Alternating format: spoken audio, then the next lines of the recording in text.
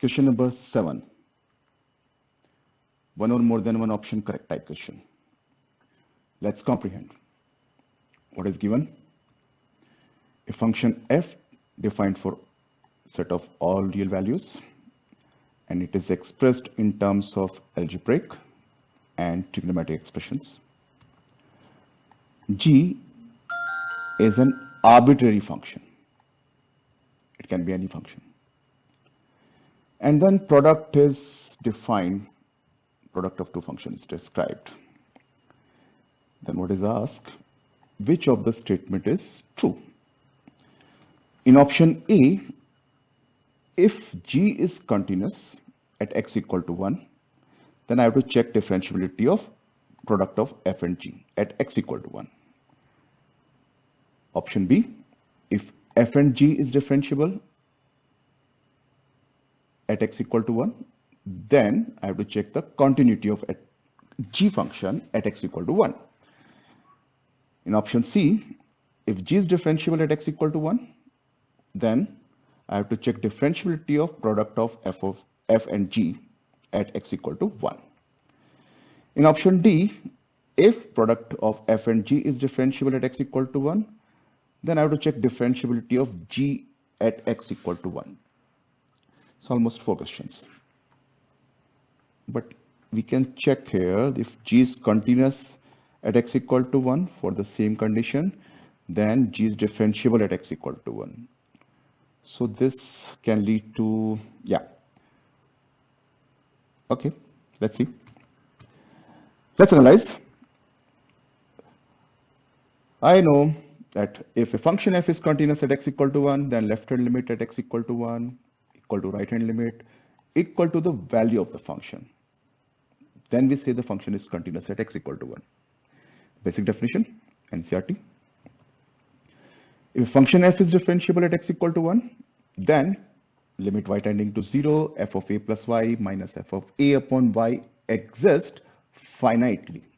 NCERT, definition of differentiability at x equal to a.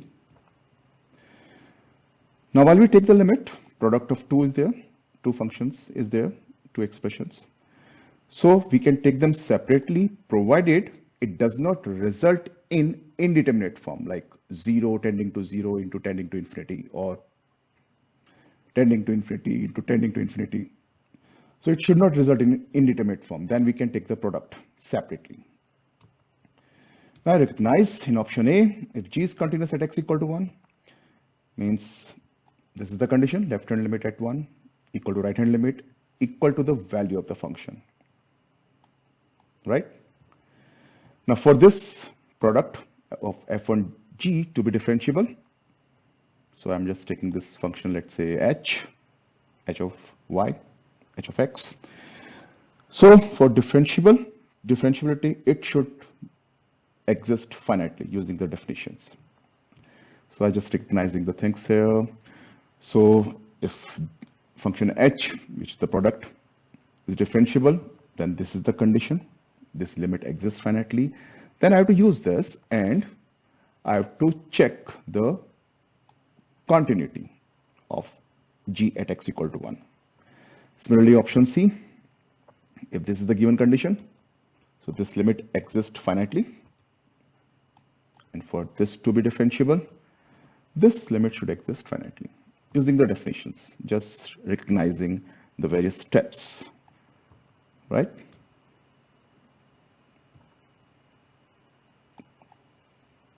Clear? Yep. Now let's execute. So my expression fx is this, which is x minus 1, product of them, common there, x square plus sine x. And I can, because in each option at x equal to 1, the various things are checked to be checked. So I just check the value of f of 1, which is 0. Now f dash x is this, product rule, simple calculation. And we get the value of f dash 1, which is 1 plus sine 1. And it is also clear that fx is continuous and differentiable in its domain. So we got the two results here, and let's proceed. Option A. So if G is continuous, so we have to check now differentiability of this. So we put the value here. Now, product of two functions, h of x is f of x into gx. So we just put the values there. And it is clear that f of 1 is 0 here. So this part becomes 0. We get this. And we have this result. Now, if you look at this, this is f of 1 plus y, and upon y here, f of 1 is 0. So I can write this f of 1 plus y minus f of 1 upon y into g of 1 plus y. Now, if I take the limits separately, this is f dash 1. And as g is continuous at x equal to 1, so this value is also some finite value.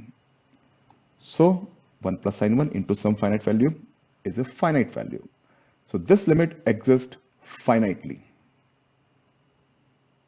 This statement is true. This function is f into g is differentiable. I got my answer for option A. It is correct. Let's start with option B. So as this is given that this is differentiable, so this limit should be finite. Let's put the value there. And again, f of 1 is 0. So we get this equal to this. Again, we are using the same thing.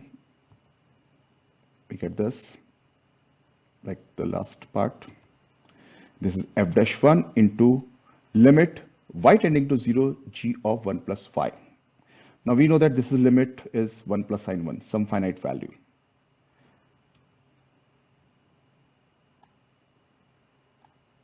And this is equal to exist finitely.